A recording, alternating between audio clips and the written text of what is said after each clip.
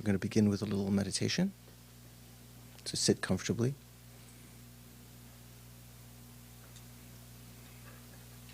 Your body relaxed, your mind relaxed.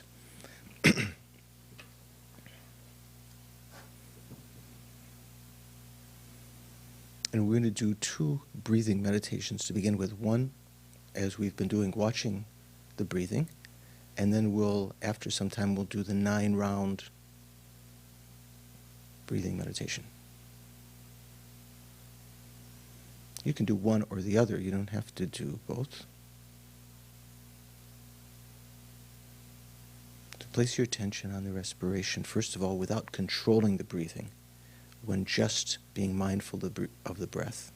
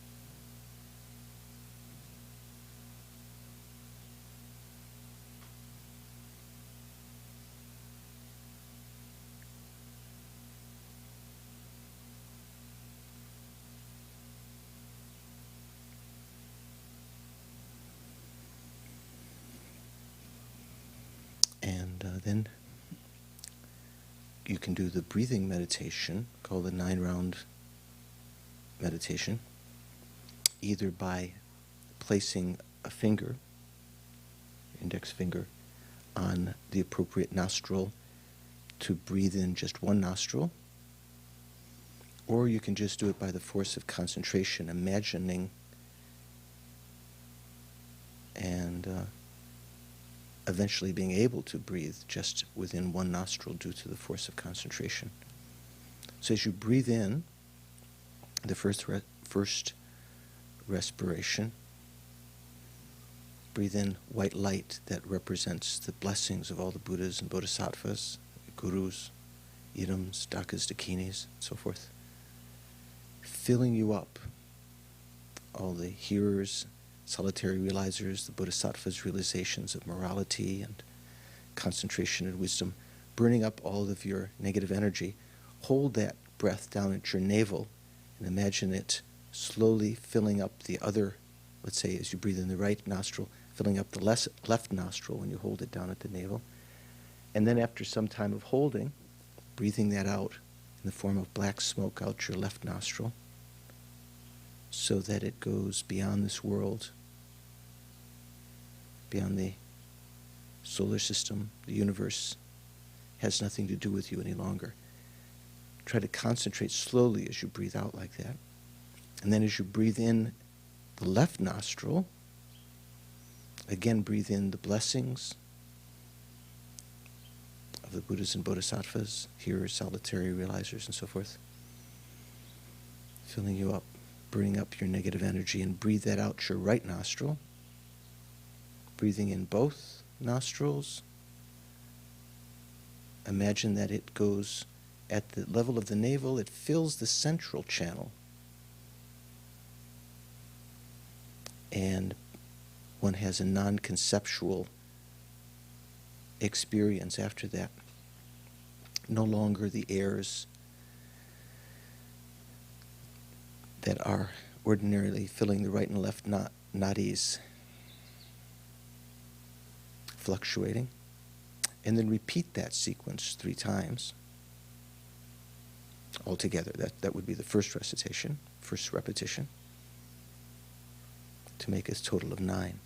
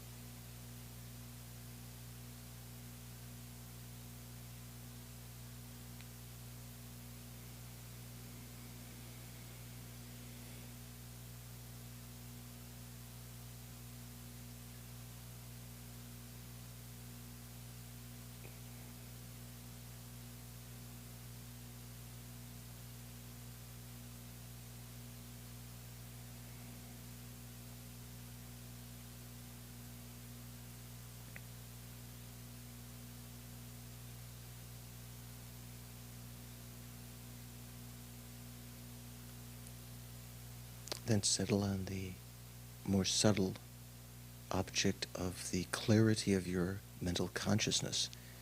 Bring your attention within. like withdrawing the limbs of a tortoise away from the 5 outer sense faculties.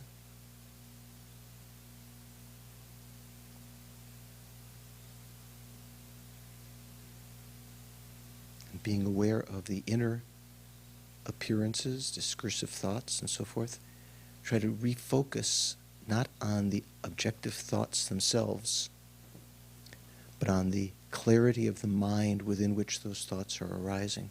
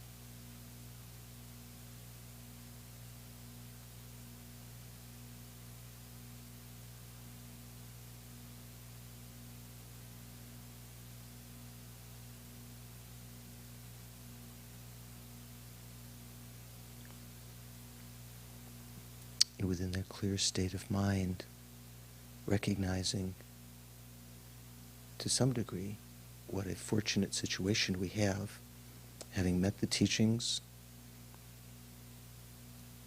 teachers,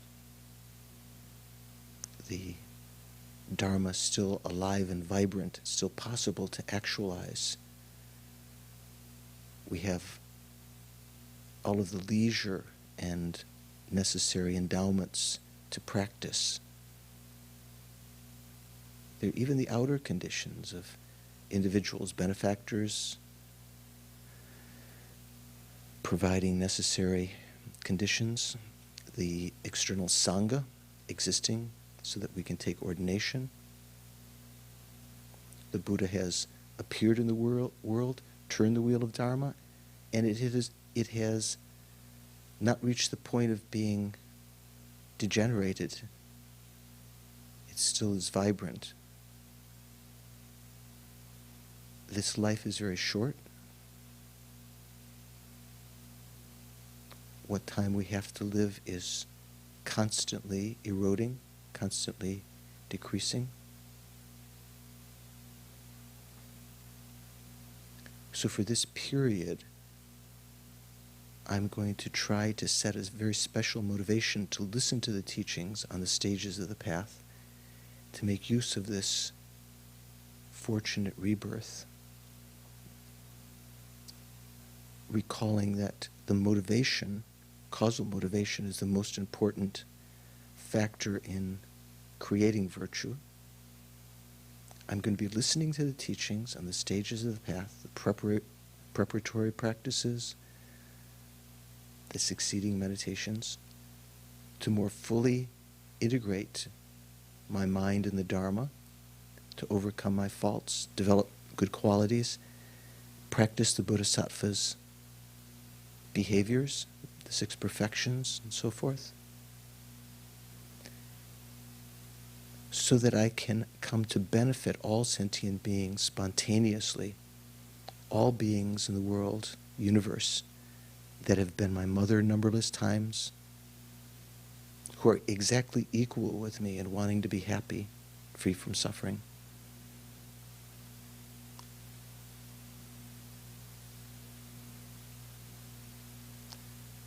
In order to achieve this state of spontaneity, wisdom, power, compassion, full enlightenment, I'm going to participate in the class tonight, listening to the Mahayana teachings.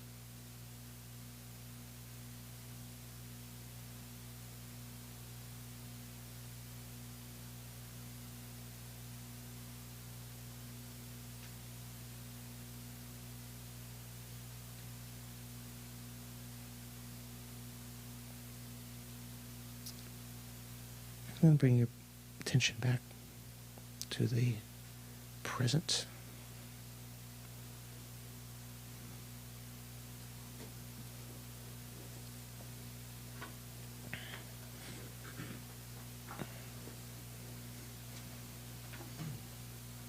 You're counting your mantras or the time? The time. Special mala. Tom, you got a new seat now, huh? Oh, yes, okay. So, Leo has a question, I think. I noticed in the merit field that the row of Sutrayana Buddhas, I was curious about whether or not there was a rationale to the order of them. That the Buddhas representing the 5 Buddha families are on, as we look at it, the left-hand side of the row. Mm-hmm. And I was also, That's in this book, isn't it?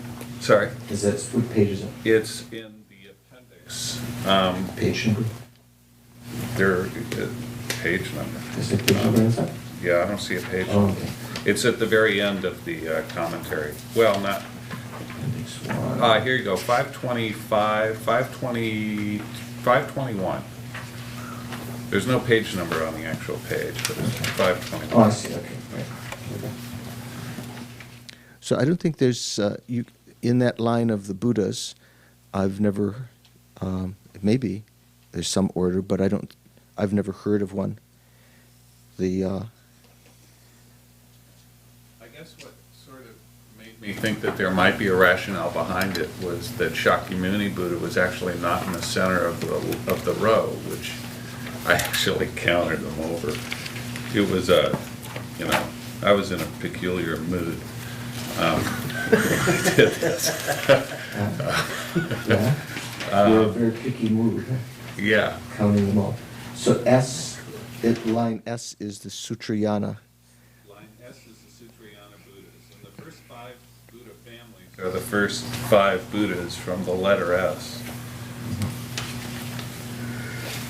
Which sounds like Tantra, doesn't it? Anyway, it can be both. But I don't believe there's any special order. You can imagine them in any order. 1,000 Buddhas. Here it doesn't have the 1,000 Buddhas, does it? Does it mention the 1,000 Buddhas? No. It doesn't. It says like Shobhya, Maitreya, Dipankara. So who was Dipankara? Isn't that the name of Atisha? Dipankara was one of the previous Buddhas before Shakyamuni. And Akshobhya, Baishya Guru, who is that? Medicine Guru, right? We usually say Medicine Buddha, like the name of our center, Medicine Buddha, but in Sanskrit it's actually Baishya Guru. Guru is Lama, so we say Menla or Mengi Lama. So it actually means the medicine guru. Shakyamuni.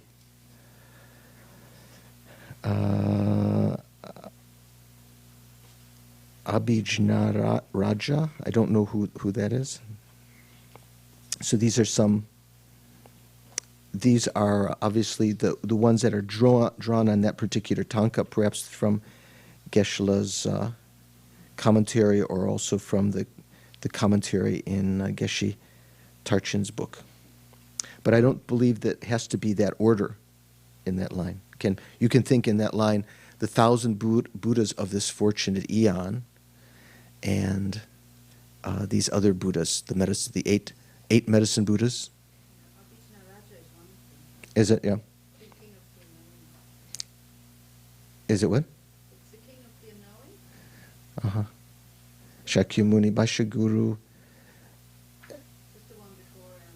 Is Dharmakirti, Sagara, Trukyadrakpa, Akosharatma, Subramala. Yeah, maybe those are the other. I don't recognize the Sanskrit names of those maybe those are the other of the medicine Buddhas. So here it has the 5 Buddha families and Maitreya and the Dipankara, Buddha of the past. So often in Tibet, there's a representation. We talk about the Buddhas of the 3 times. There'll be a tanka of Shakyamuni usually, and on one side will be, and say, another figure will be Maitreya, and another figure will be Dipankara, to represent the Buddhas of the 3 times. Dipankara is the Buddha of the past. Shakyamuni is the Buddha of the present. Maitreya is the Buddha of the future. When I was in Tibet some years ago, when Lama Zopa Rinpoche did a pilgrimage there with our FPMT students, I had a chance to go to Shigetse. You know where Shigetse is? Kathy knows where Shigetse is. What monastery is there, Kathy? Do you know? No, Tashilungpo. Ganden is in outside of Lhasa. Tashilungpo, where the Panchen Lama had his main seat. And the Panchen Lama was present, and he actually was giving a long life initiation of Amitayus, because he was supposed to be an emanation of Amitabha, the Panchen Lama. Did you know that? Panchen Lama was supposed to be an emanation of Panchen Lama, of Amitabha. Dalai Lama was supposed to be an emanation of a thousand-arm Chenrezig. Karmapa, I think, is supposed to be emanation of 4-arm Chenrezig, no? It's also emanation of Avalokiteshvara. Anyway, so at that time there was a huge tanka. We could see from the bus, we were coming into Shigetse, there were Jeffrey Hopkins and other people were on the bus, and we were looking at this and we said, what is that? We saw people in the fields pointed toward this big wall. You could see it from miles away. It was like a huge, huge tanka that was unrolled down the side of this big stone structure. Just once or twice a year on this special day. And on it, it had the Buddhas of the 3 times. So Maitreya was a future Buddha, but instead of, and Shakyamuni was the Buddha of the present, but instead of Dipankara, one of the Buddhas of the past, it had Amitabha. Why would you suppose? If it's Tashilungpo, because the guru of Tashilungpo was the Panchen Lama, who was supposed to be an emanation of Amitabha. So sometimes you see things like that. So I think that's why those 2 are there. Maitreya and Dipankara are supposed to be the Buddhas of the future and the past, and Shakyamuni is also in that list, right? Somewhere. I wrote Chana.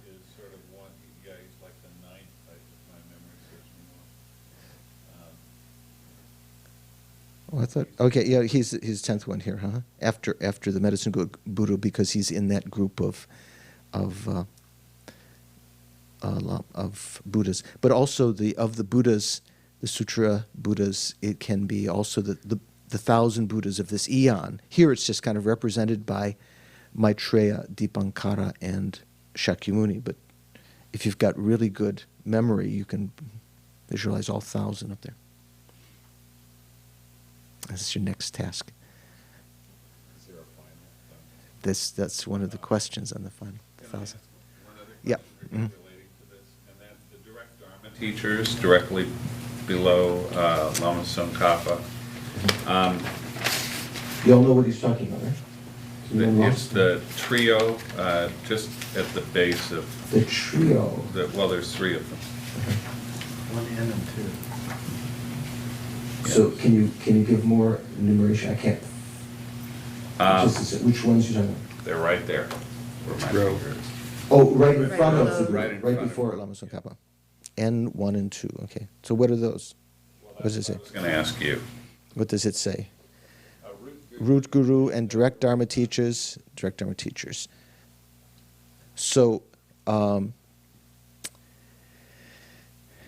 your root guru, in this particular visualization, the central figure is Lama Tsongkhapa, who is supposed to be the essence of your guru, right? And at his heart is Shakyamuni, at Shakyamuni's heart is Vajradhara. So in front is the form of your root guru. Say if your root guru is Khebje Rinpo Rinpoche, so you would imagine him as youthful, without any kind of disfigurations, smiling, compassionate, and but in the form that you recognize in this lifetime. Behind, as Lama Tsongkhapa, you're thinking that's also the essence of your root guru, but in the guise of Lama Tsongkhapa. Then on either side, it doesn't have to be just three. It means all of the other teachers from this lifetime. There might be quite a circle, or might be none. It might be just your root guru. So you can, all of those lamas that you have come to understand after studying the Lam Rim, stages of the path, as qualified as being your gurus, you visualize in that merit field. So they would be, all of the gurus of this lifetime would be there. The other gurus that are up in the space here, that are in the lineage gurus, you probably, you might have contact with some of them. Which ones would you have contact with? Atisha? Have you met Atisha? Through the Lam Rim. You met her through the Lam. Good. Okay. How about Shantideva? At Sarah, there's an emanation. There's one young tulku said to be the emanation of Shantideva. So if you knew him, is that who you'd visualize up there? Where Shantideva is? Are we talking about We'll say Shantideva. the lineage of widespread activities, or the... Mm-hmm.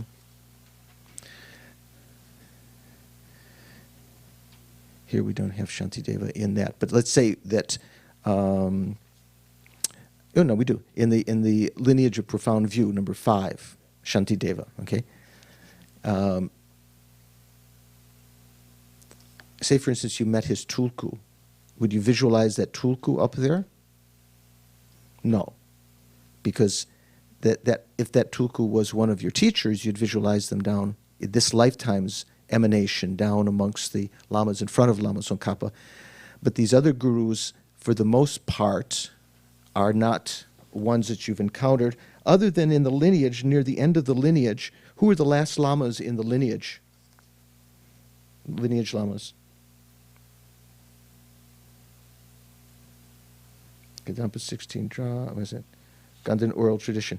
Down to Yongzen Gendun Gyatso Nawang Kedup Pelden Tempe Nima. All right. So actually, after that, this is from the past. Let's see, where is it? No, wait a second. The Gulukan. Down to 17. J. Kelsang Tenzin Kedrup. Losang Jampel Lundrup. So these are lamas in the Gelugpa lineage, and after them, so was it Bamcho Kedrup Losan Jimpa, Gelse Kelsang Tenzin, J. Kelsang Tenzin Kedrup, Losang Jampel Lundrup. So after them would be the actual gurus that have come, that the teachings have actually come down to us in the great tutor of the Dalai Lama, Khebje Trijang Rinpoche, and so forth. So there would be other ones after these. This particular tanka is from a previous period where the most recent Lama, and I can't remember I don't remember the names of the Gelugpa, of these particular Gelugpa Lamas who comes after them. But there would be after them also in this Lam Rim lineage, Pabonka Rinpoche, and then Khebje Trijang Rinpoche, and then your own root guru could be in that lineage also up there. So your own root guru might be there if you received Lam Rim from them. Lam Rim lineage from them. Your own root guru could be in front. Your own root guru would be visualized as Lama Tsong Khapa, also in the center of the field. Okay. Anyone else have a question? Yes. So, I thought I was going to stop saying so, but anyway, that's okay. We've gotten to the point in the text where we're talking about the preliminary practices. And this is the outline of, is this the outline how to lead the student on the path? Who can tell me? This is after the,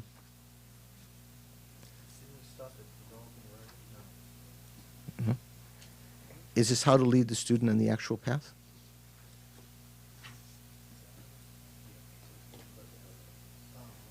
Yes, that's what we were working on, and now we had skipped to D.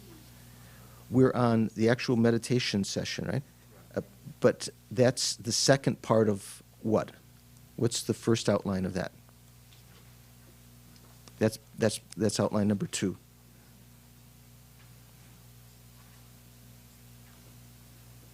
first one is an elaborate explanation of developing certain knowledge. Okay, so how to lead the students in the actual instructions has 2. How to rely on the teacher and how the students train their minds after having relied on the teacher. So this is still, you have to find yourself, you have to become agile. On page 69 you can find this, also the other pages. So relying on the teacher, at that point it said how to lead, this is the 4th main outline of the text. The main outline of the text is, after having showed the greatnesses and so forth, how to lead the students with the actual instructions. And that has 2 parts. How to rely on the teacher, which are chapters 4 to 6. So we're still in that. We haven't gone beyond that. And then, second, how the students train their minds after having relied on the teacher. So that's chapter 7 and so forth, that's where the perfect human rebirth begins, a human life of leisure and opportunity, endowment and so forth.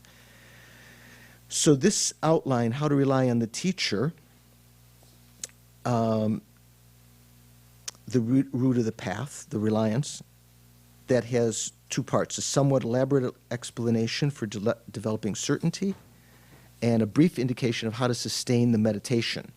So we're on that part, right? A brief indication of how to sustain the meditation. And of that, the first part is the actual way of sustaining the meditation. Later, what's the next outline? The not actual?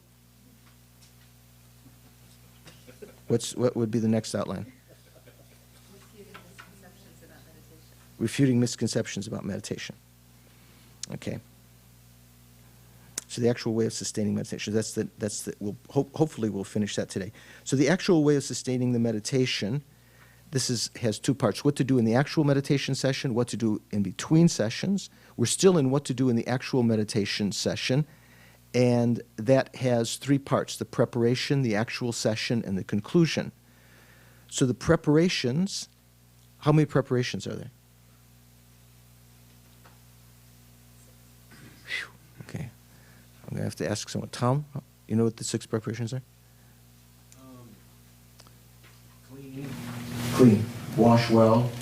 Clean the meditation room and set up the altar. And set up representations of the Buddha, body, speech, and mind. body, speech, and mind. Make offerings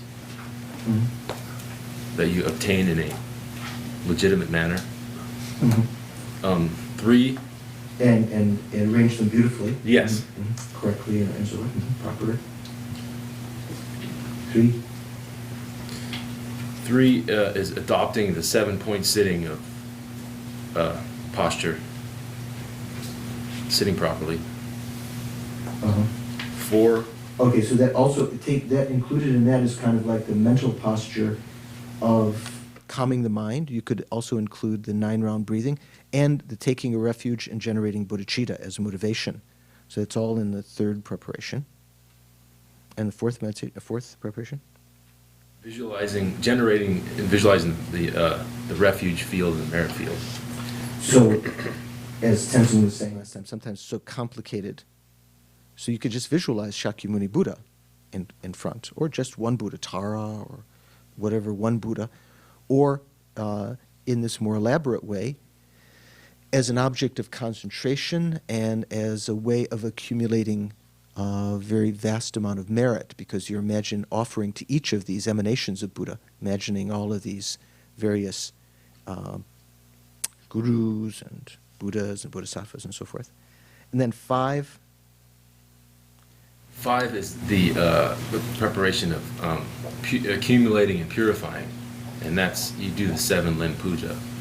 So this is where we are now, the 7-limb puja, or the 7-limb offering. The word puja is a word that is used a lot in the Indian tradition also. I think I told you once, Dr. Karan Singh, who I met in India some years ago, he used to say, we Hindus do puja better than you Buddhists, but I think you Buddhists do meditation better than the Hindus. So he was thinking maybe because they have all these elaborate chanting and maybe he hadn't been to some Tibetan pujas where there's just as elaborate chanting and mudras and rigor and so forth. But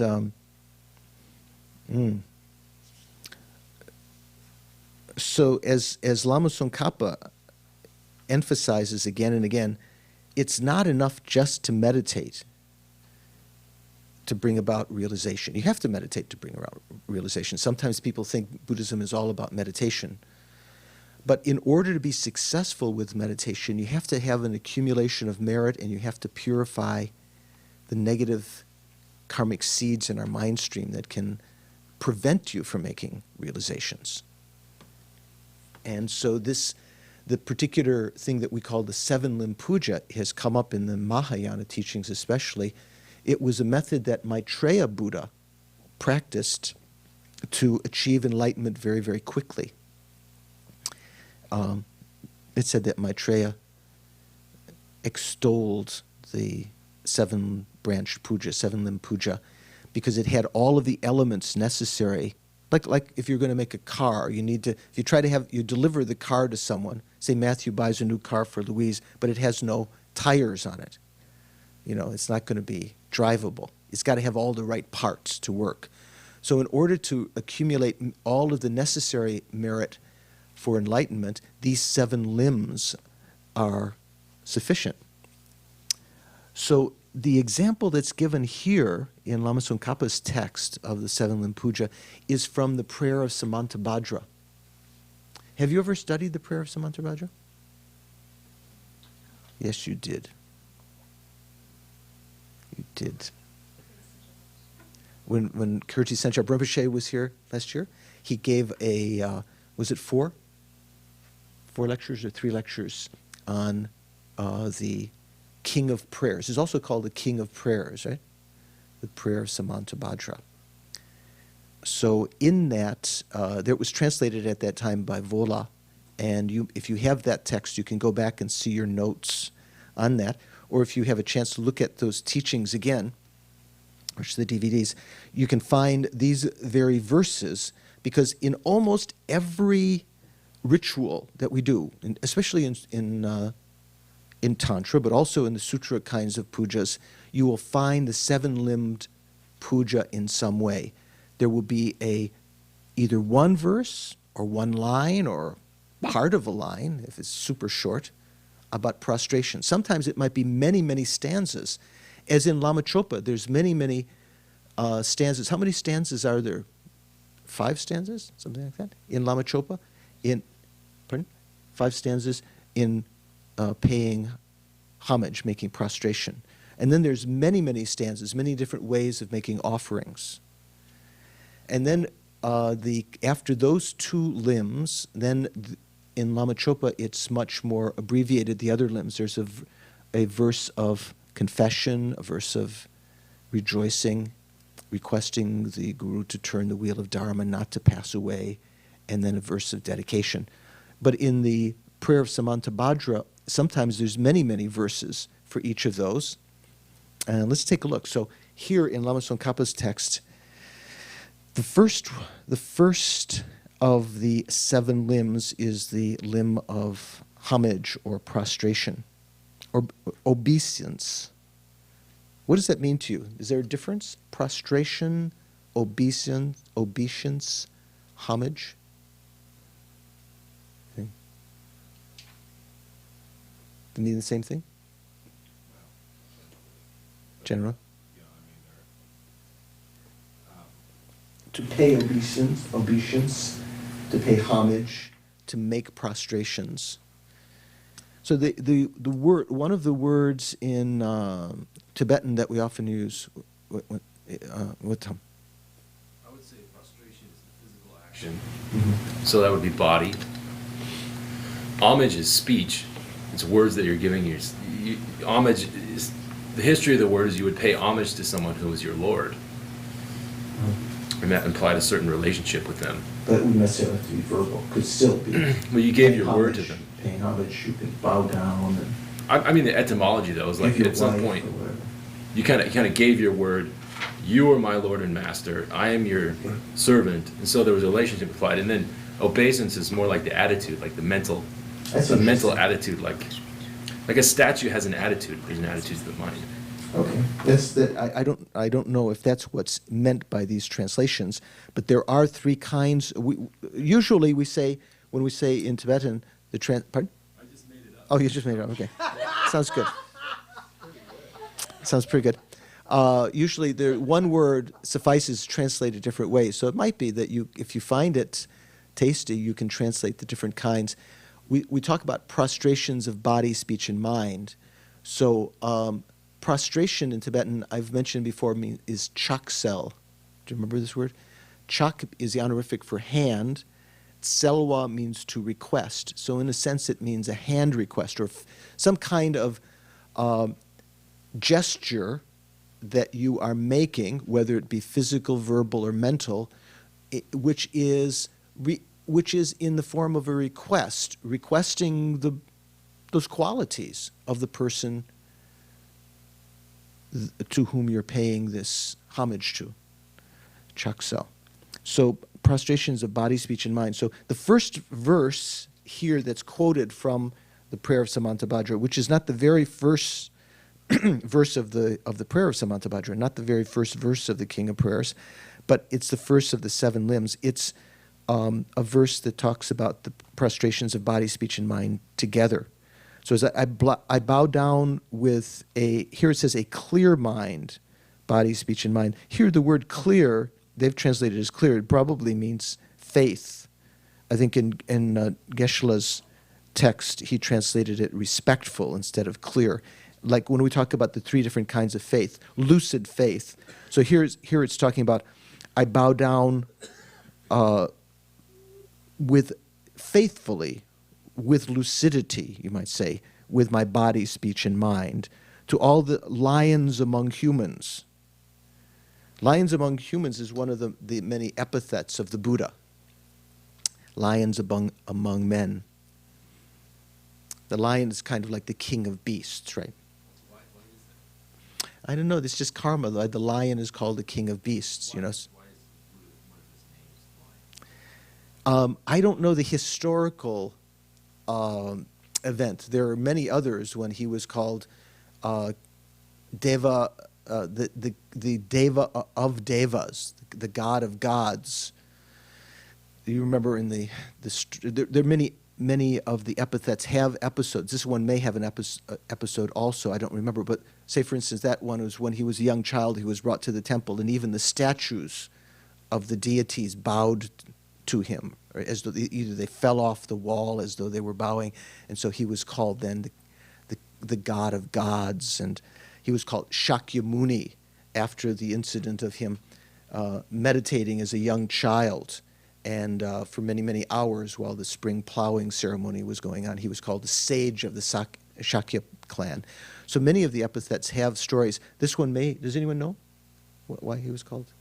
There might be some episode you can look for.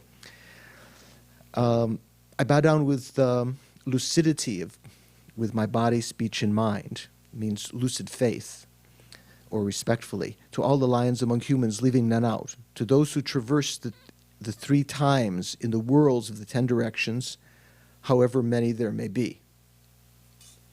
So this is a condensation of all of body, speech, and mind, prostration, and trying to recognize that you're not just prostrating to one. So maybe you can get an idea then when the merit field has some sense, because you're visualizing all of these Buddhas of the past, the present, and the future.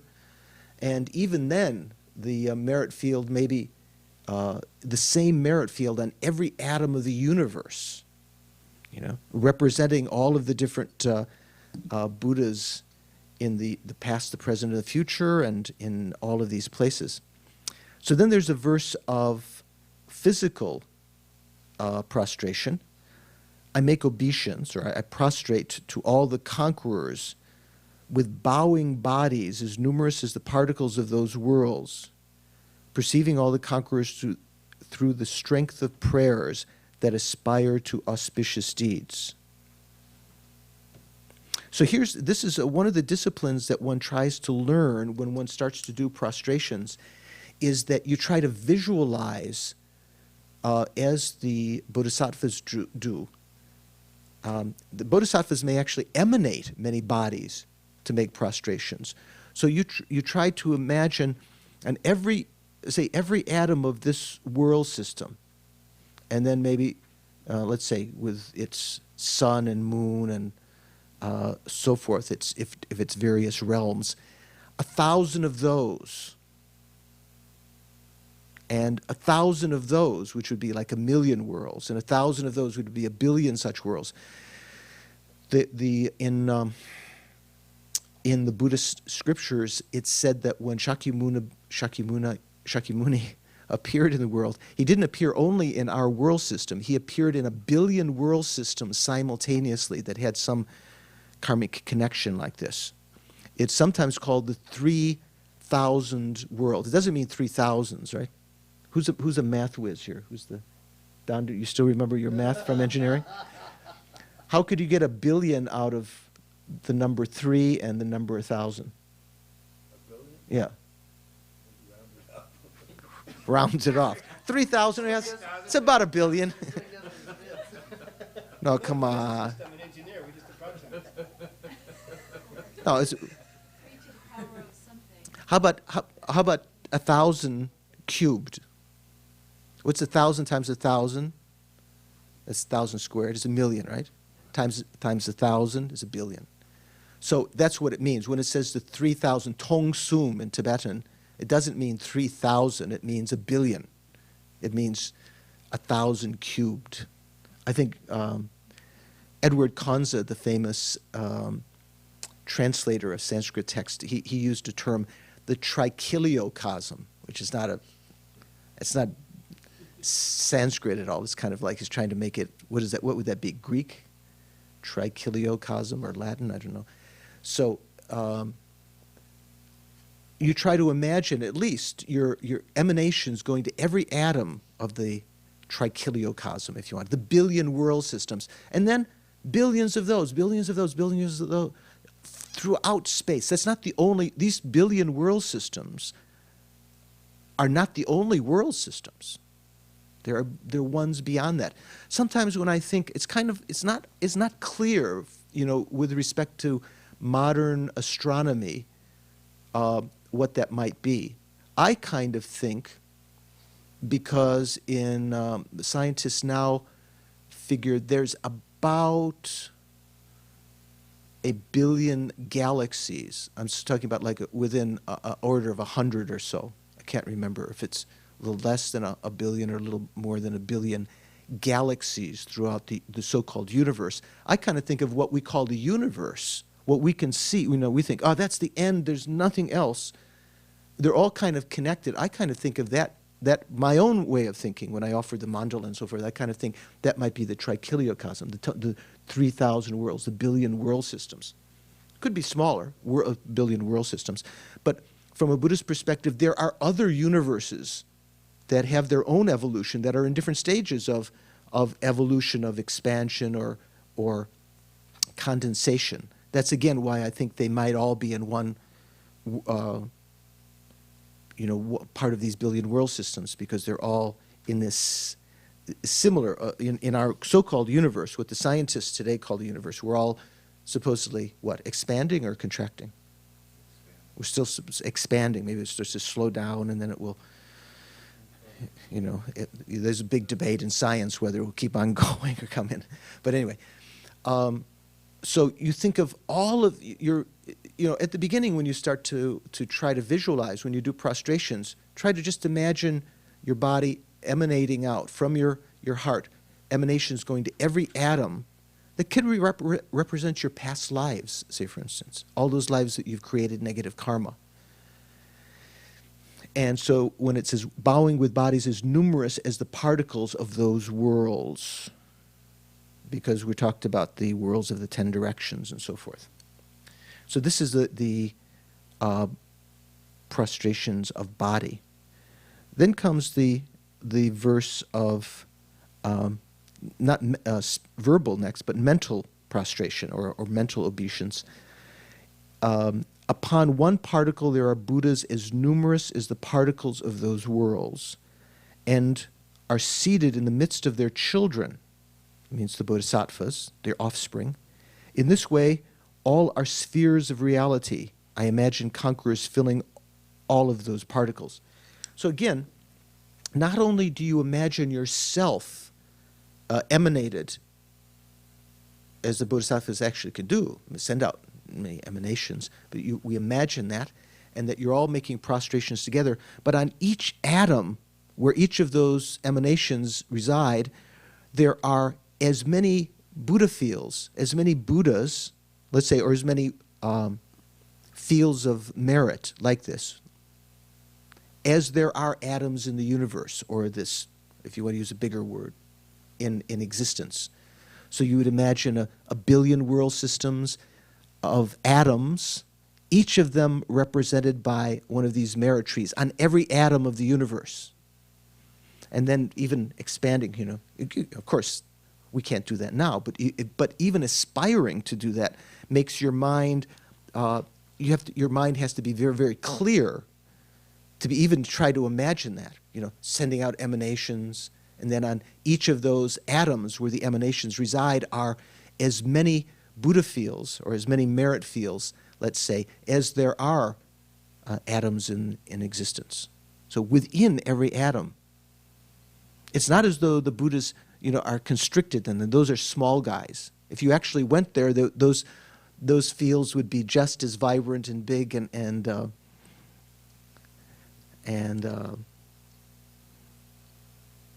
magnificent as what we might imagine full-sized ones. And then there's a verse of prostration of speech, verbal prostration. In praise of all the Sugatas, I express the excellence of all the conquerors with all the sound of an ocean of voices of song and oceans of inexhaustible praise. So here's the gyatsos all the time. Remember we were talking about Gyalwa Gyatso and things.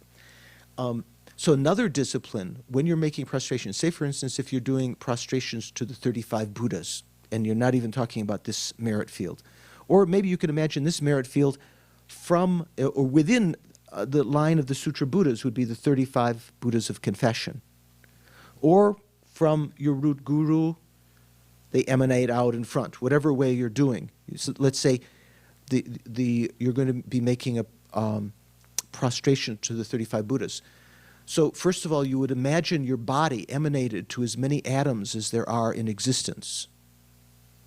And then within each atom, there are as many of those sets of 35 Buddhas or merit fields as there are atoms in existence. You got this? Got this straight? Okay. So each of those emanations then emanates to each, say within its own sphere, on the atom that it's residing, that location, it emanates more emanations to each of those merit fields, which then, the main, say you come to that merit field, and then that emanation emanates as many emanations as there are atoms in the universe to prostrate to that set of fields. So if you start to think like that, even if it's just a general imagination, you're creating more merit. In addition to that, for the verbal, one of the disciplines is to imagine that each of the bodies has many, many faces. Like, say, imagining yourself as Avalokiteshvara. How many faces does thousand-armed Chenrezig have? 11 faces, right? And each of those faces, imagine having many mouths. You might think that that's defiling it somehow because it starts to look ugly. And each of those mouths have many tongues. And as you recite the names of the Buddhas, imagine all of those voices are resounding the names together. This is what's meant by an ocean of praise. Okay. So that's very, when I've done retreats sometimes, those are the instructions that my teachers give me, you know. It's not that I'm, you know, this is what we can all aspire to do. This is what the bodhisattvas can actually do. They can actually emanate, make emanations out. But even just visualizing like that, even if in the back of your mind you're thinking, all of my past lives on every atom of the universe, and within every atom of the universe, I've emanated numberless emanations, each of those before one of the merit fields emanating numberless more emanations, prostrating together. And then each of those surrounded by numberless sentient beings that you're leading in prostration. You're doing it for them, kind of like the chant leader. Venerable, if you were perhaps a little dull-witted and couldn't remember all this, Yes. much like visualizing the Shakyamuni, is there like a Reader's Digest version of this also? Reader's Digest version is you. You are prostrating to Shakyamuni to begin with. But if you're dull-witted, this is the most perfect way to start overcoming that dull-wittedness. What is that? That's what we might think of cloudiness of mind. To start to practice this way, because then later in the succeeding months and years and in future lives, this will be something that's is very, very natural. Also, when we make mandala offering, we imagine offering like that to all of these merit fields, on all of the atoms of the universe, as many merit fields as there are atoms of the universe, offering as many Mount Merus at the same time as there are atoms of the universe. And many disciplines. On every atom of your Mount Meru, of your world system, on every atom, if you looked inside, there are as many world systems as there are atoms of existence. So in so doing, you create much more karma. I remember some of our gurus, they say it's like a business mind. You want to get as much profit as you can, right? So that's why we say the multiplying mantras. At the puja the other night, there were mantras to multiply the merit at the end, right? Also, there's prayers at the beginning to bless your speech and to make the speech more efficacious and powerful, blessing of the speech and so forth. So if you're skillful, in one short session, you can create much more merit than if you were unskillful. So it's not so much a matter of being dull-witted, it's just a matter of being clever and thinking, I want to get as much benefit out of this as possible. So maybe first try imagining emanating as many of you, 100. Imagine there's 100 of you. Maybe even count 21 of you. There's one, just count them around. And then later, just imagine numberless ones. So right now, we're going to try another experiment. We're going to try to imagine offering to Buddha at your heart a cup of tea that you're going to get now. And you try to imagine numberless Buddhas at your heart while we take tea break. All right. Have you offered to the myriad of Buddhas at your heart? So this same kind of discipline of visualization can be done many things. When you visualize Buddha at your heart, it doesn't have to be just one Buddha. It can be the whole merit field when you drink, imagine you bless the tea with mantra, say Om Ahung or other things in Tantra. You imagine imbibing nectar that you're not thinking of just to satisfy your own thirst or to satisfy your own desire to have a sweet taste or a sour taste, whatever it is that you're drinking, but that you're offering to the Buddhas. By the way, you'll still have pleasant taste if it's pleasant tasting. Someone might think you'll only have, they have to savor every, not taking that as your main reason for imbibing or eating, but thinking that the reason you're doing this is to offer to the Buddhas, and secondarily as medicine for your own body to be able to continue to practice for the welfare of others, so that you have a long, healthy life to at least overcome negative karma this lifetime, purify, create virtue, and so forth, practice the Bodhisattva deeds. Then, if you're offering to the Buddhas at your heart, you can imagine in the same way, many, many merit fields like this.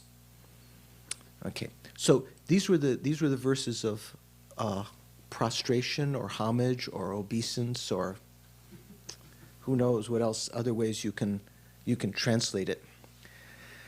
So then comes, after in the usual enumeration, as comes in the pujas, in these great prayers and so forth, in the prayer of Samantabhadra, after prostration comes the verses of offering. So as you had you created physical offerings on your altar, right? You might have put the water bowls and flowers and like here, all these beautiful lamps and everything. Or it might be something very simple. It might be just one bowl of water if you're traveling on the train, or one Dixie cup full of Fanta or something, or whatever. But also you try to multiply that mentally. Imagine any offering that you're making, even if you're not making offering, you can imagine visualized offerings. You might say, well, that's kind of cheating, right? You're not making the offerings, but you're visualizing all of these things. Do you think there's no benefit then? What do you think? What do you think, Dana? Would you still create some virtuous karma? Oh, you're very certain. Definitely. Okay. Why? Because she's done it. Well, because she's definitely created virtue, or she's done it and she's definitely sure what? Yeah. Okay. Because it's more the attitude of wanting to offer. It's not so much having, obviously it's nice to do lots of physical offerings, but it's more having the mind of wishing to offer to your gurus. Yeah, when we talk about the definition of offering, it means the mind of giving. So also, if you can make physical offerings, that's important to make. But even if you can't, you can make visualized offerings. What the Bodhisattvas do is they make physical offerings, they emanate physical offerings, like Samantabhadra offerings. Have you heard of Samantabhadra offerings? Like in the 6th session yoga, I offer clouds of Samantabhadra offerings. What does that mean? Do you know? When I don't know much about it, and my intuition is that and somehow maybe it's a memory of something that I read. It's the finest of offerings that I can possibly offer to a Buddha. And it means jewels and diamonds and... It might be that. Usually one of the things, Samantabhadra means, in Tibetan we say kuntu sangbo, means always good or always excellent. That's actually what Samantabhadra means. Always. Always excellent, always good. Kuntu means always. Sangbo means excellent or good. Samantabhadra. So the offerings of Samantabhadra in a sense of that which are always good. So one meaning of that in the sutra tradition is that the Bodhisattvas like Samantabhadra had the ability of emanating one offering, let's say a big bouquet of flowers, and then that bouquet would emanate 2 more bouquets from it, or say 2 flowers or whatever, and then each of those would emanate more from it, sort of like a chain reaction, till all of space was filled with offerings. Could be exponential, if you want to, think mathematically. But Samantabhadra offerings, if you want to talk more poetically. So for the right brain and left brains amongst us. Yeah. So Leo's more, which one? Scientific brained one, so he thinks exponentially. Right brain. And Tenzin and I are more the other brain, so we think more like, oh, that's great. It's just filling all space, kind of like.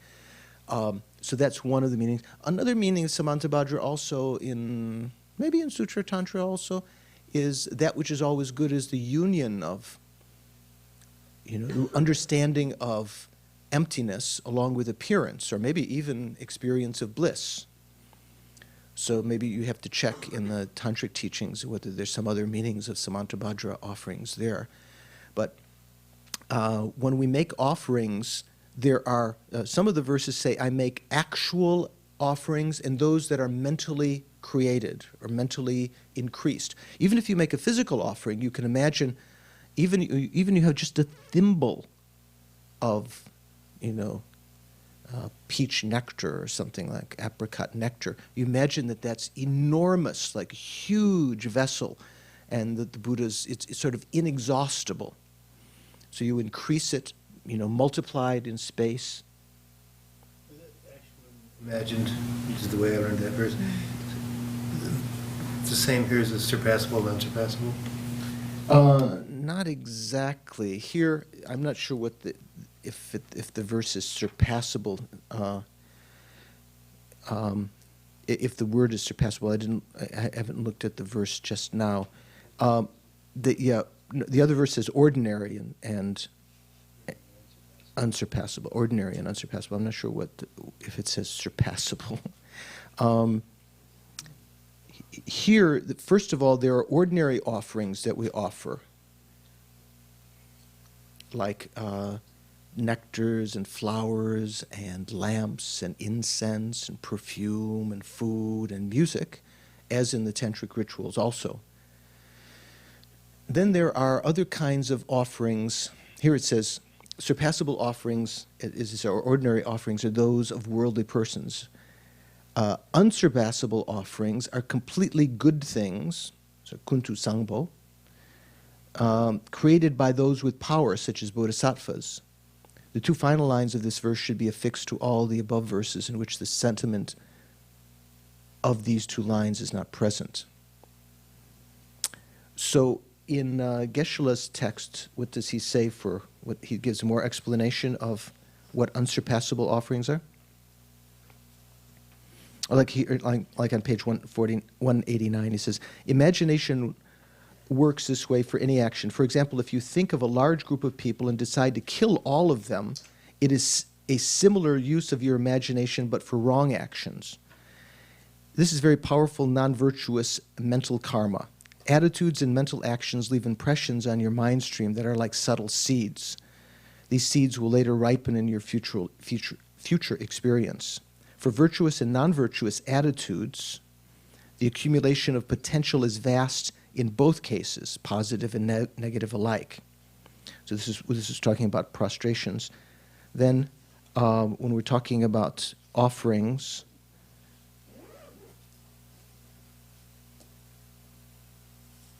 you see where he's saying? It's on page 196.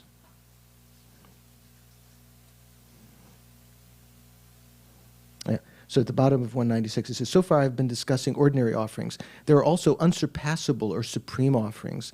There's nothing higher than these supernatural offerings made by bodhisattvas such as Samantabhadra or Manjushri through their special samadhi. Take, for example, the way these bodhisattvas offer light. From their heart of wisdom, they first create one light that then emanates another two. From those two come four, and on until finally all space is completely filled with light. Their offerings can also include certain supernatural items such as wish-fulfilling jewels and wish-granting trees. It says wishing trees. It means trees that fulfill one's wishes, like the Aladdin's lamps, all right? We are not able to perform this type of offering right now, but we can gain merit by praying. I will offer just as the Bodhisattva Samantabhadra did, just as the Bodhisattva Manjushri did, and so forth. So these are called in this context, the unsurpassable offerings. In other contexts, when we talked about the offering to the guru, when you could make offerings of material things, what was the other kind of ways that you could make offerings? What was the three kinds of service and actually practice? And that was considered to be the supreme offering your practice. So in Lama Chopa, the Guru Puja, how far did you get? Did just beginning in this last weekend? We started talking about Okay, so you haven't gotten the offerings yet. So after the offering the mandala in the Lama Chopa, also you offer your virtues and the virtues of others and your practice of the paths and grounds emanated as a beautiful flower garden or sort of pleasure garden, and all of the lotuses and beautiful fragrances, all of this as an emanation of your practice. So that wouldn't necessarily be a unsurpassable offering. This would be more like the Samantabhadra offering, an offering of these amazing things like wish-granting trees and wish-granting jewels and so forth.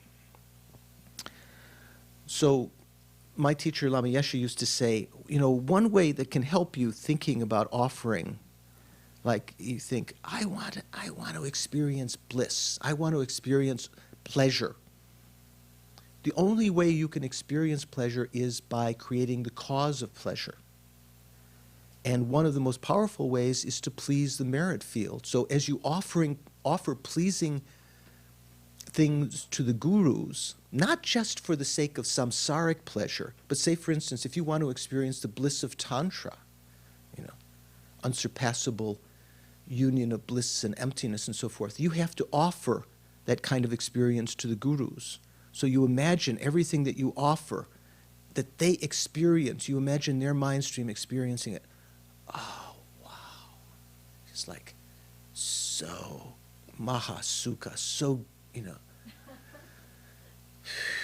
just completely blissful. You offer nectar and bathing water and so forth, and flowers and incense and lamps. Can you imagine? Sometime, not just some like just crummy lamps, just to make, dirty lamps, but beautiful, even the flames as though dancing. Piles of incense, not just incense burning, piles of incense, because incense powder can have just a fantastic fragrance, whether it's piled or burning. Flowers arranged in different ways, flower gardens, garlands, rain of flowers coming down. So, just so blissful. Imagining the gurus experiencing those things with bliss creates the karma that you yourself can experience those when you're practicing those higher kinds of practices. Not just, thinking you're offering tea to the Buddha so you can have good tea. I don't like this tea, I'm going to offer it to the Buddha so I can get better tea or something like that. Maybe it can, one might think like that. So then after the next of the branches comes, usually is confession. So the word confession in Tibetan is shakpa. It doesn't mean necessarily to confess. Actually, it means more like to break open, kind of to reveal. So in a sense, the word confession to me maybe is a little bit loaded from our Christian Catholic, like you're asking, oh boy, you did something wrong, you're not going to tell anyone about it. So here, it's not necessarily asking forgiveness, although in Geshe Sopa's commentary he mentions how useful it is to apologize when you've harmed others, hurt others, or whatever. But that's not the most important thing, I believe. The most important thing in this kind of process is one in which you recognize what you've done you yourself recognize, you reveal to yourself, in a sense, Shakpa, that what you've done is unskillful. What did I, up till now, even I'm not sure that's wrong, but wow, maybe I'm creating, maybe even to have a doubt that what you were creating before, that you've been told is negatively unskillful, is unskillful. Maybe you don't really believe that, but maybe even to have a doubt in that direction, maybe what I'm doing is not so good. Saying harsh words or engaging in certain kinds of activities. But this activity of confession, as we call it here, or shakpa, is one in which you apply what are called the four opponent forces. We've mentioned in many different contexts, but because it comes here, we should mention them again.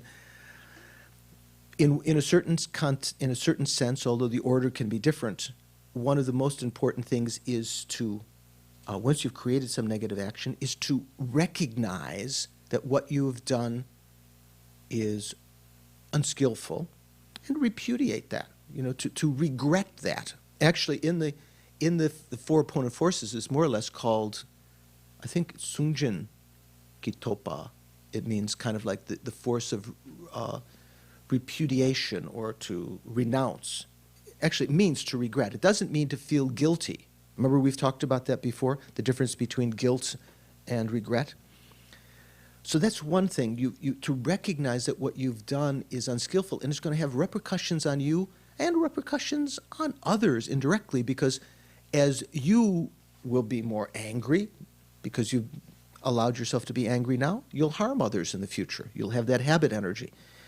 Or because you'll have a short life, you won't be able to help others because you've killed in the past. Because you've lied, your speech will not be as beneficial to others because they won't believe you.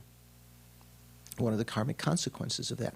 So to feel regret, both because you will experience suffering, but in a larger sense, to feel regret that what you've done that's unskillful will hinder you in helping others. Do you understand what I'm saying? Mr. Tenzin. If you're doing an unskillful action and you have regret and you confess, that it's kind of got a hold of you, like an addiction. What, the confession? No, the actual action. It's like, oh, I feel deep regret over this thing, but I have this obsession and this compulsion that leads me to this addiction that I can regret it till the cows come home, but you know what? I like to do this. Like perhaps eating sugar. Where would that fit into here? That somehow you get that removed from you? Because I have a lot of things that I don't necessarily want to do, like eat sugar.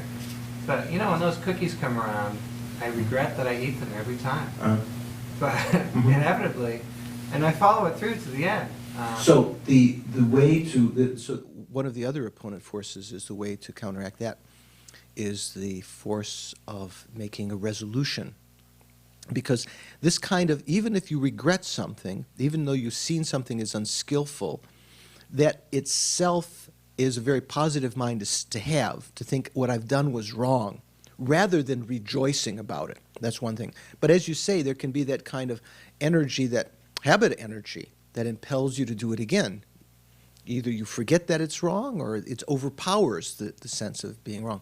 So that the force of resolution, vowing, making a promise not to do it again. So what you could do is start with short periods of time.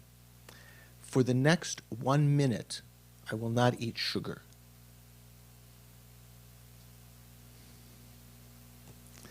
And then you try your best. Oh! And then you realize, you have to be vigilant. You have to be vigilant during that time. You have to have mindfulness and vigilance to keep that promise. Then you can expand it.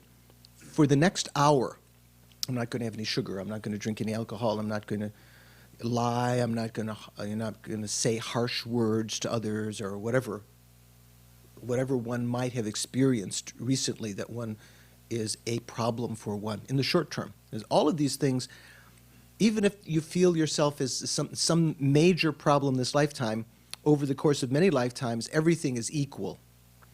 we've got the seeds of every kind of defect in our mind. It's just that some things might be a little bit stronger right now in our mind, and we might think that we're really bad and someone else is good, and they may have problems that, that we don't have. So that making a resolution is one of the other opponent forces, making a vow or promise not to do it again.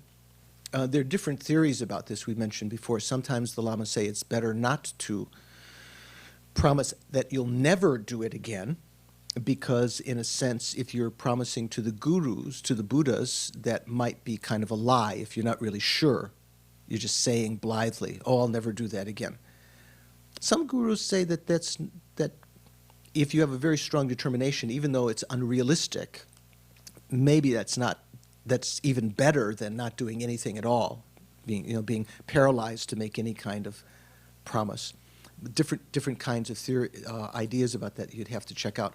But certainly you can make short-term promise. Today, I'm not going to kill, I'm not going to lie, I'm not going to steal. This is why we take the Mahayana precepts, let's say, 24-hour precepts. So in that particular day, you try to especially to keep vigilance and mindfulness and not engage in these 8 activities. That there's usually 8 vows when you take the Mahayana precepts, or they call the 24-hour precepts. What's the difference between the 24-hour precepts in the Theravada tradition that they take on full moon and new moon and so forth, and the Mahayana precepts? Do you know? That we take in Yungne, or we take, you know, is the same? Actually, the same. It looks like the same things are being abandoned. If you go to Theravada countries, Sri Lanka, or, Thailand, I ate too much sugar. Now I regret it. Thanks, Tencent, for running. I'm never going to have sugar again. If you go to Theravada countries, they take what seem to be the same precepts, but they don't. The vows are not the same. The liturgy of the vows are not the same as we take when we take the Mahayana precepts, which are talking about just as the Bodhisattvas and the Buddhas have done in the past to achieve enlightenment for the welfare of others and so forth, to avoid famine and earthquakes, to achieve enlightenment for the sake of all sentient beings. I'm taking these vows. That's one reason, one difference. Also, if someone has ordination of a monk as a monk or nun, one cannot take the 24-hour precepts of the Hinayana, the ones that are given in Sri Lanka or Thailand like that. The monks would not take those because that is a vow of the layperson, a lower vow than theirs. And if you take a lower ordination, once you have a higher ordination, you degenerate your higher ordination. But the monks and nuns can take the Mahayana ordination, Mahayana precepts, because it's a higher ordination. It's a Mahayana ordination. So that's why you see when the Dalai Lama gives the precepts, the monks and nuns and so forth are present. Whereas if it were only the ritual that the Buddha gave in the Theravada, in the Hinayana tradition, they would not be present. They shouldn't be present. In the same way, a monk or nun shouldn't be present when the 5 lay precepts are being given. They could be present, helping, but they shouldn't be there to take the vows again if they've already taken the vows of a monk or nun. Do you follow? So that kind of promising not to do again is very, very powerful. I think it's one of the main ways to prevent that habitual energy from coming. Each karmic activity that we engage in has 4 kinds of ripening results. And these 4 opponent forces help to purify, in particular, different of those ripening results. So the habitual result, the action similar to the cause as what? As an activity. That's what we call the habitual result. So the result similar to the cause, sorry, did I say activity? The result similar to the cause as an action is one kind of result similar to the cause. The other kind of result similar to the cause is result similar to the cause as what? Action. By action, do you mean habit of doing? Yeah. Okay, so the other one, I don't know. I don't know what Experience, about right? Experience. Experience. Like, say, for instance, if you kill, you can have a result similar to that of being killed in the future. Doesn't sound right? Well, you could check the Tibetan and then see what a better way to translate it is. So those are two of the opponent forces. Also, another opponent force is the force of reliance. So, as we mentioned before, what Khapa Trijang Rinpoche used to explain, there are different explanations in different traditions, but usually in the Gelugpa tradition we say the force of reliance is relying on the triple gem and relying on sentient beings. Because there are two fields with respect to which we create negative karma and create virtue. The triple gem and sentient beings. So if we've created negative karma with respect to the triple gem, Buddha, Dharma, and Sangha, triple gem doesn't mean diamonds, emeralds, and rubies, right? You know that. Triple gem, Buddha, Dharma, and Sangha. So if you've created negative karma with them, you have to rely on them to overcome that. Just as if you fall on the ground, you have to rely on the ground to get up again. You have to use the ground as a support. So in purifying negative karma with respect to Buddha, Dharma, and Sangha, the most powerful thing to do is to take refuge from the depth of your heart in Buddha, Dharma, and Sangha and try to revive that connection with them. Negative karma you've created with sentient beings, you have to rely on sentient beings to purify that, not in the sense of going to them and asking them their forgiveness, although that can be beneficial. Sometimes it can be more complicated if they're ornery and they don't want to accept, maybe sometimes it's not necessary. But the way to rely on sentient beings is by developing bodhicitta, the mind that would work for the sake of sentient beings, set them in bliss. Those are three of the opponent forces: regret, resolution, reliance. I've got 3 R's here. And what's the fourth one? What?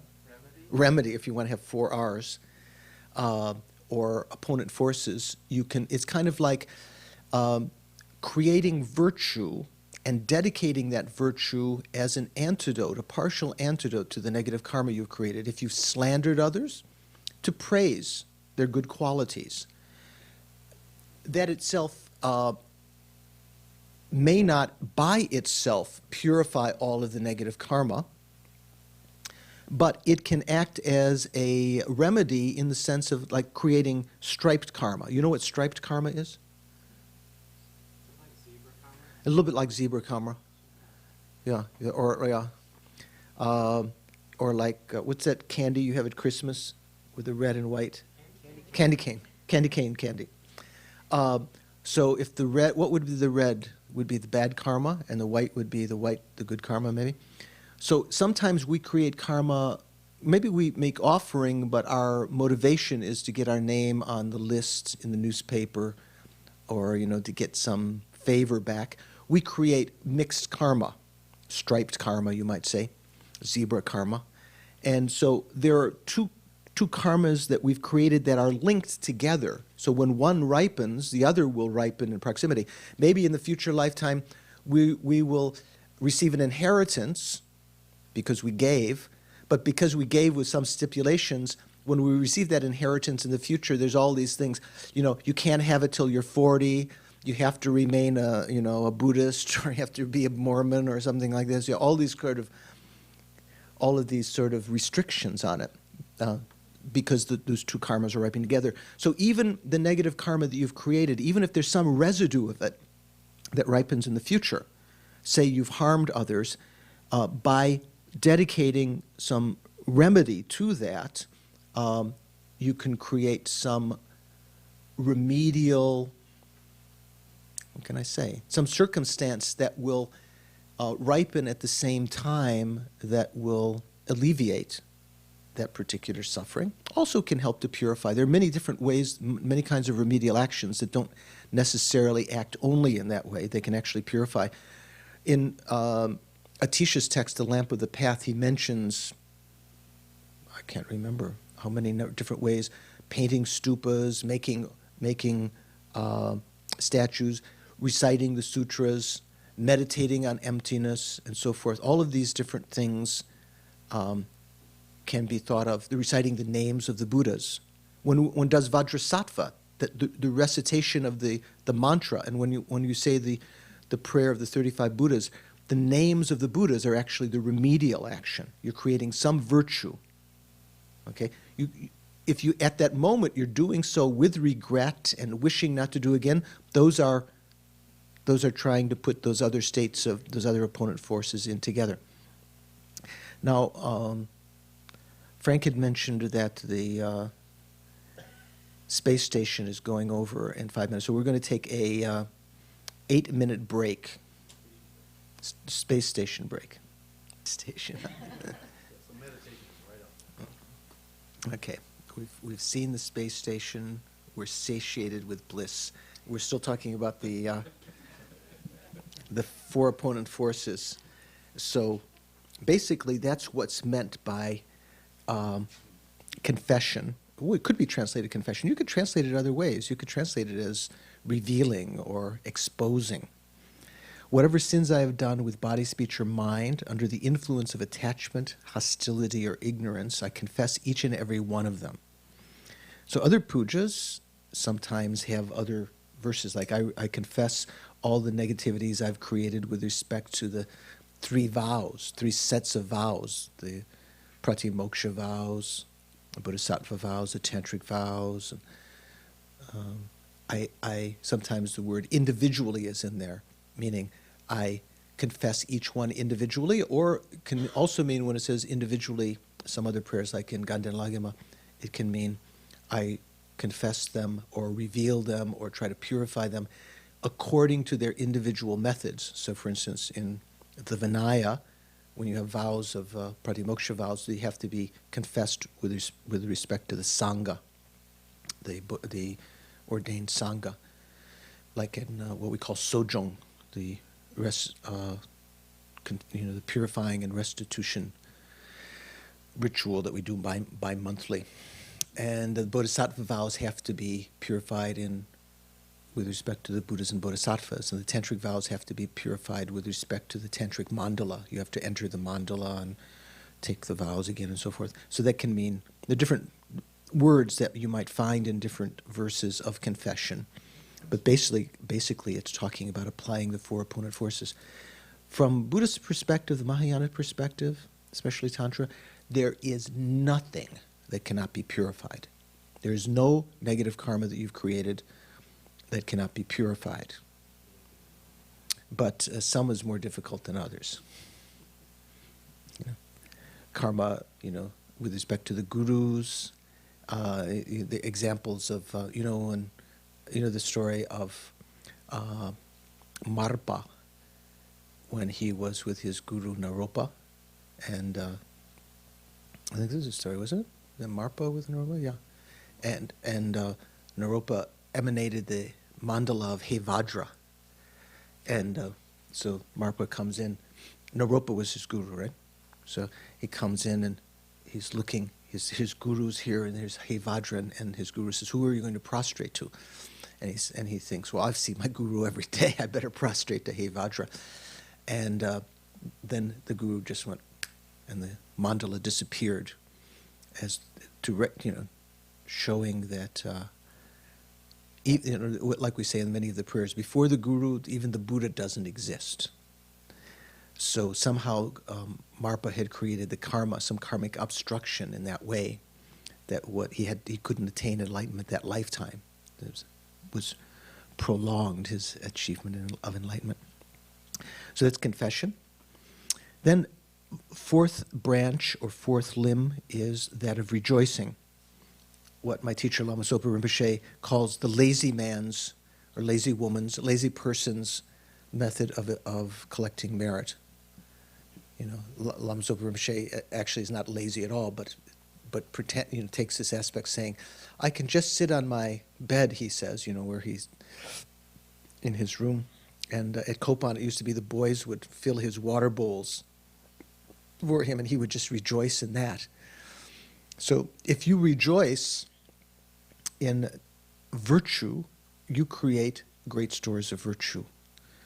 if you can rejoice extensively in the virtues of the Buddhas, thinking about the Jataka tales, the actions of the Buddhas, first of all, compassion and wisdom, and the Bodhisattvas who achieve that state, like the lives of the Buddha, the lives of the great Bodhisattvas, all their great activities, or the Bodhisattvas that we imagine in the world today, the gurus and so forth, the actions of the Dalai Lama. Rejoice about those actions. You create vast stores of merit.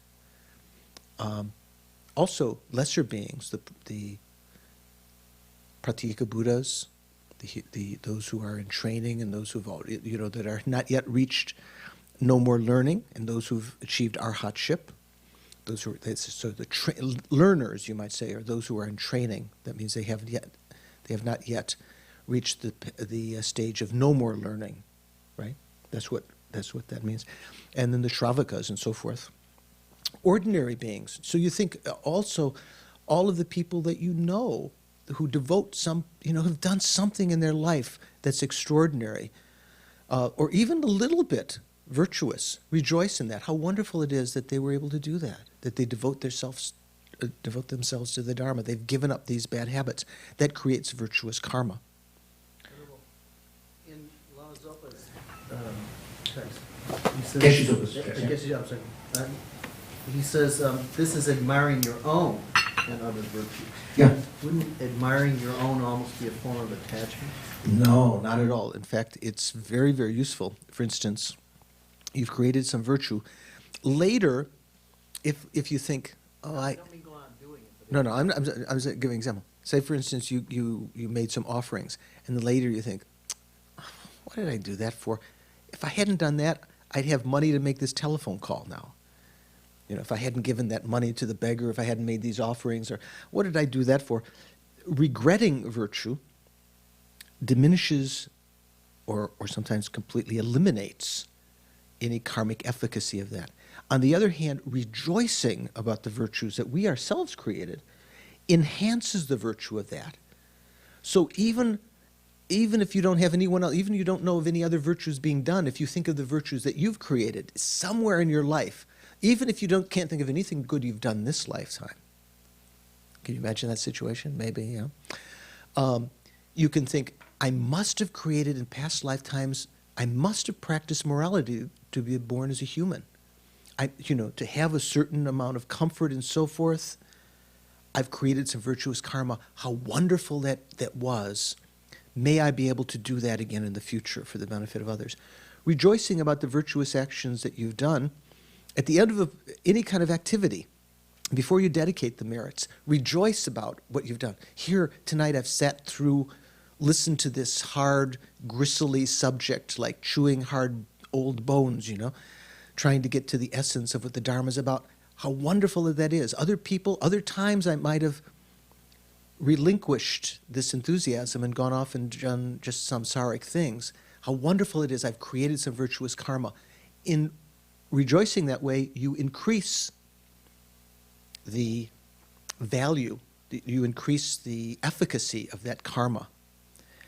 And you create karma with respect to other people's actions. Someone who's lower than you spiritually, say you're more mature spiritually than someone, and you rejoice at you see some animal helping another animal maybe, or you see or in case of me, this is not much lower, but say for instance, you see a child doing something, helping another child, hugging them, consoling them or something, you think how wonderful that is. There's some instincts there of kindness in that person's mind stream, that child's mind stream. Rejoicing about that, you may create more merit than that person has created right now. If they're of a similar spiritual level to you, you create approximately the same amount of merit that they do. You see people making prostrations, some of your Dharma colleagues or peers, and even though right now your knee's out of joint, or your hand's broken from your bicycle accident or whatever, you rejoice in others' actions. You create the same virtue as them. When you rejoice in the actions of those beings that are higher than you, the Buddhas and Bodhisattvas and so forth, you create some fraction of their because the karma they create is unimaginable, is due to their motivation and everything. So it's very, very skillful to rejoice. And sometimes when Lama Zopa Rinpoche is here and we're doing puja, of the 7 limbs, he may stop a long time. Have you ever been there at some of those pujas? When Lama Zopa would stop again and again and rejoice, even rejoice of the same merits again, and then rejoice about them again and rejoice about them again. You might think it's kind of strange, but what Geshe Nawandarge used to say, that you can think of, for instance, if you know the stories of the Buddha, the Jataka tales, or if you study them, the lives of the Buddha before he became enlightened, while he was a bodhisattva, you can rejoice about each one of them. Think, in that life he did this, how wonderful that was, and in this life he did this. So you can think of any of the virtuous activities you hear that great beings do, they can be suitable sources of rejoicing. Kind of hard to find in the newspaper. What do you think?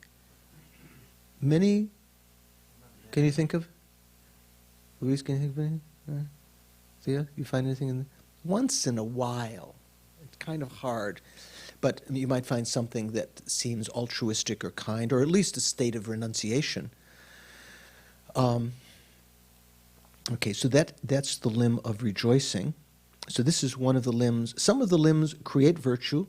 Some of the limbs purify negativity. Some of them increase virtue. So this limb can increase virtue if you're rejoicing about your own, and it can create virtue if you're rejoicing about the virtues of others.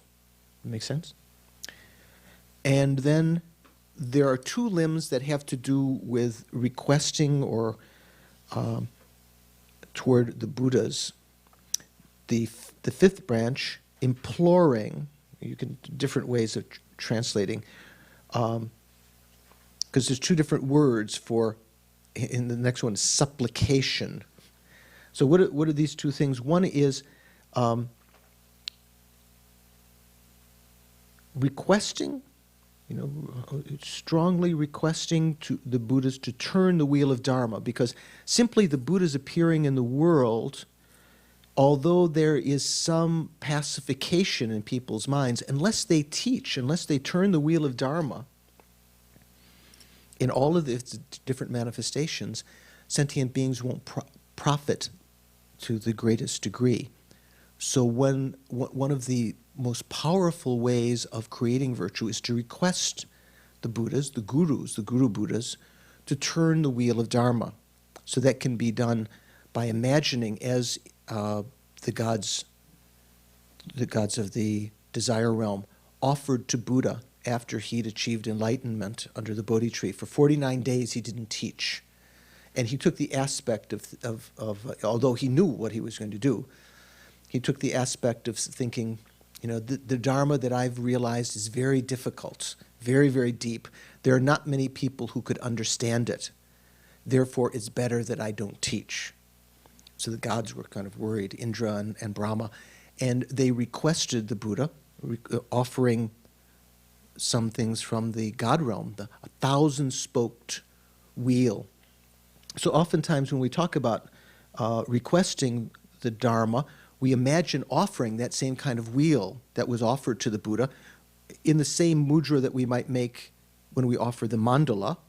Or if you're making a physical mandala, you take the mandala plate and put grains in 8 directions, like 8 spokes, and imagine offering a golden wheel to the Guru Buddhas, requesting them, as the gods had done, to turn the wheel of Dharma, or simply from the depth of your heart, requesting them for the benefit of sentient beings to turn the wheel of Dharma in all of its intricacy according to the needs of sentient beings. Because sometimes we may think when lamas come, we want to request this teaching, we think we need this teaching. Maybe sometimes the gurus themselves know what is best, so requesting them to teach according to the needs and the capacities and the interests of sentient beings to turn the wheel of Dharma. Here it says, in this translation, maybe a little bit different here, it says, I implore all the protectors, lights of the worlds of the 10 directions, who have reached Buddhahood, which is without attachment, to turn the peerless wheel of the teaching. In this other, it says, I implore the protectors. Okay, they use lights of the world. Okay, so he's used the same translation. Also involved in that is, and sometimes these two verses are in different order, also to request the Buddhas not to pass away, because as I think I mentioned the story of one of the faults of Ananda, do you remember? Was although the Buddha had intimated, Shakyamuni had intimated to him that the Buddhas, the Tathagatas, could live as long as they wanted to, if they had cause to. Ananda didn't get the hint and didn't request, he was distracted and didn't request the Buddha to remain, and the Buddha therefore decided to pass away at that, a couple of months after that. That was one of the faults that the Arhats found with Ananda, why they were, why he wasn't allowed to sit in the congregation at first, because he hadn't achieved arhatship and he'd made all of these mistakes. So requesting the Buddhas to turn the wheel of Dharma, first of all, purifies the negative karma that we've created by ignoring the teachings. Oftentimes in past lives, maybe even this lifetime, the teachings were available, but we didn't avail ourselves. We didn't go to hear those teachings. We ignored them. We might have criticized them. So this helps to purify that negative karma, requesting the Buddhas to turn the wheel of Dharma. Also, it creates the karma for yourself to turn the wheel of Dharma, requesting the Buddhas to turn the wheel of Dharma. Just in the same way, offering bliss to the Buddhas creates the karma for you to experience bliss, if you imagine them experiencing bliss. Here, requesting the Buddhas not to pass away helps to purify the negative karma that we've created in causing the Buddhas to be short-lived in the past. Maybe creating the conditions for them not to want to stay around. We ignored them, we criticized them, and so they may have just gone off to the Buddha realms, disappeared. Oftentimes in the pujas, that's what in the long life pujas, we request the Buddhas to remain and try to purify negative karma that we've created to cause them to be discouraged with us. And, the Dakinis are saying, oh, we want teachings. Come to our realm. These people, they're not taking advantage of your teachings. So the Buddhas will go off, or they'll go off to some other country where people appreciate their teachings more. So we help to purify that negative karma. Also, it's considered to be one of the most powerful ways to have a long life oneself, to request the Buddhas with that confidence that if they so wish, they can remain. But it's not just so much their whim, like, oh, well, I'm fed up, I'm leaving.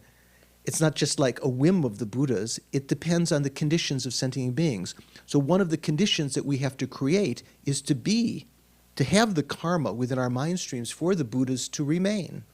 And one of the ways to do that is to request them to remain.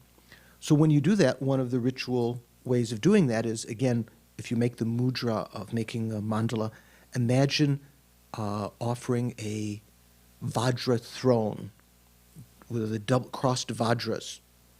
We have behind here, you can't see in this video, but behind here, if you take a look, the crossed vajras represent immutability. Usually you shouldn't sit, an ordinary person shouldn't sit on a double vajra. If someone gave you a rug or carpet that had a double vajra on it, it's considered to be inappropriate for an ordinary being to sit on that because it's a holy symbol. But you can offer to the Buddhas, to the Guru Buddhas, a vajra throne as though anticipating that they will remain until samsara ends. The samsara ends, is that like a time? Well, it means when sentient beings' mind streams are free of all of the causes of uncontrolled circling, and cyclic existence. So these two things are kind of linked. Requesting the Buddhas to remain and turn the wheel of Dharma. Sometimes it's said in that order. Sometimes here, as in here, it says, turn the wheel of Dharma and please remain. And there are different verbs that are used. Here there's implore and supplicate. I can see other words. I supplicate with palms joined in prayer those wishing to demonstrate their final nirvana. Please stay for eons equal to the number of particles in the universe in order to bring happiness and benefit to all beings. And then finally, the seventh limb, the limb of dedication, is what we've been practicing at the end of each of our meditation sessions, each of our classes. Whatever merit, here is brief. There are tens of millions of dedications. You shouldn't think that there's only one, may I become Buddha, or may the bodhicitta be created, or may the doctrine increase. There are many, many ways that you can dedicate your virtues. In fact, you can dedicate the same virtues in subsequent dedications in different ways. You shouldn't think, well, I already dedicated for the long life of the Dalai Lama, now I've got nothing left, I can't dedicate it toward my enlightenment. It's not like that. You can dedicate it again and again, and that also preserves that karma, especially if you can meditate on dedicate within the emptiness of the three spheres. But it prevents that karma from being exhausted, is what the main or certain ordinary conventional dedication does, right? When you dedicate it, let's say, toward enlightenment or toward some goal in the future, that all sentient beings would be free of suffering and so forth. Until that wish, that goal is achieved, the merit that you've dedicated will not finally exhaust in its ripening. Georgia, we took a little break, so I'm not sure of the time. How much time do we have? We have 7 golden minutes left. Okay. So these are called the 7 branches. And as the 6th preliminary, remember, so we talked about, these 7 branches were the 5th preliminary, the collection of merit and purifying negativity. Now the 6th branch is offering the mandala and making special request. How was it stated in the text earlier when it talked about the 6th preliminary? This is very useful to know.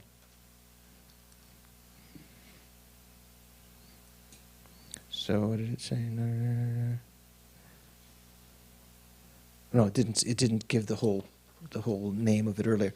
So once you have pictured in your mind the objects of the mandala and have offered the mandala, make the following supplication many times with strong aspiration.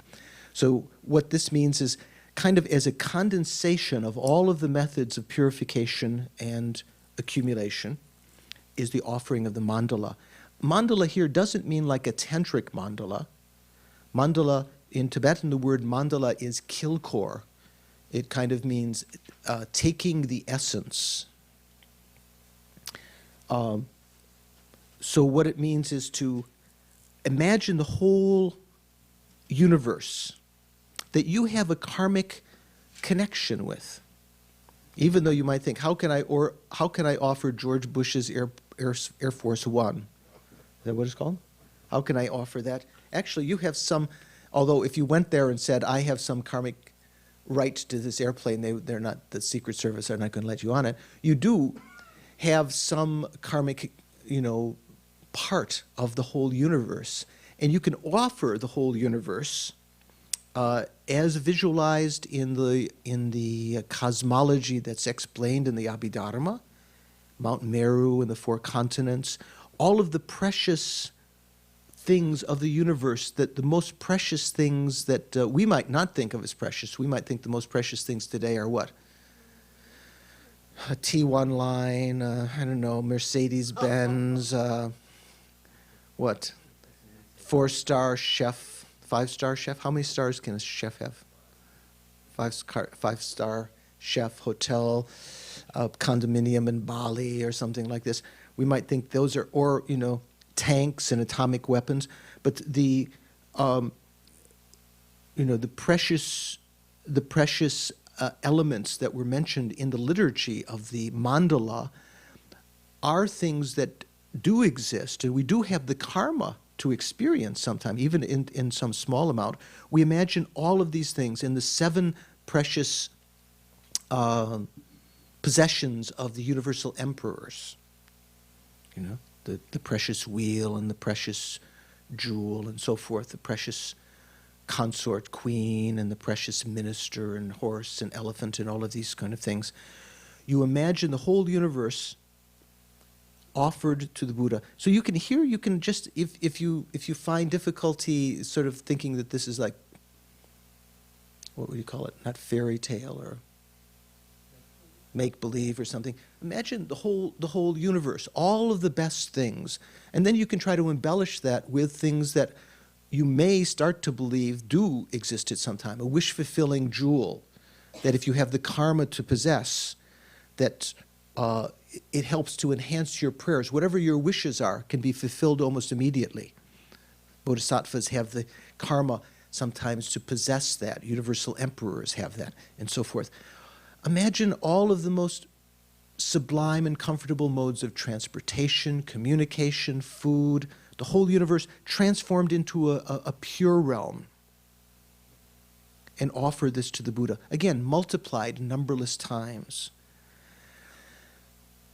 When you've made this offering, it's then the last step as a preparation before the actual beginning of meditation is to make a very special request, this threefold request. Please bless all living beings, my mothers and myself, so that we may quickly stop all flawed states of mind, all erroneous states of mind, all wrong states of mind, beginning with disrespect to the teacher, the spiritual teacher, up to and including conceiving signs of true existence, grasping at signs of true existence in the two kinds of self. What are the two kinds of self? Self of persons and self of phenomena. Right? So that means, please bless me and all sentient beings who have been my mothers, so that we may quickly stop all of the wrong views of the graduated path, essentially. Beginning from the beginning, from the first kind of mistake, not disrespecting the spiritual guide, up to, not just those two things, but everything in between, up to the final, misconceiving, the wrong view, misconceiving true existence, grasping at true existence of self and of phenomena. Then please bless us, myself and sentient beings who have been our mothers, so that we may easily produce all the pure views, all the flawless states of mind, beginning with respecting the spiritual guide, up to and including knowing all reality, the reality of selflessness. That's the second request. And third, bless us to pacify, or here's to quell, all inner and outer obstacles. So in terms of Tantra, just a minute? I thought we had 7 minutes left. That was 6 minutes ago. So sometimes in Tantra we say outer, inner, and secret. So this very special requesting to, first of all, be free of all, we offer sometimes in conjunction with the mandala, still while offering the mandala, please bless us, myself and all sentient beings, our mothers, to be free of all wrong views of the graduated path from improper respect and devotion to the Guru, up to and including grasping to true existence. Plus, please bless us to quickly receive all the proper realizations, from proper Guru devotion to enlightenment. Bless us to be free from all outer, inner, and secret obstacles. And then you would offer the mandala. So let's dedicate the seventh limb and the 7th minute. Maybe it's already passed. Rejoicing at the merit that we've created tonight, that we've created this lifetime, that we must have created in other lifetimes to be participants, to be recipients of the Dharma now, to meet holy gurus and to receive teachings. Due to these merits, may we continually have a succession of human rebirths,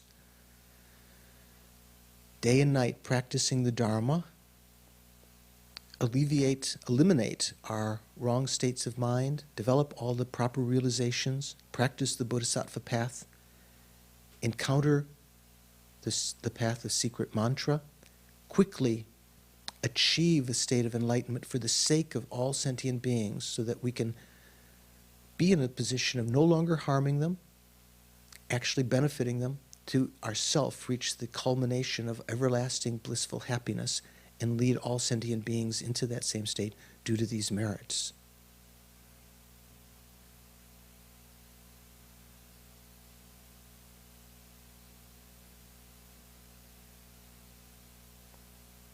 And try to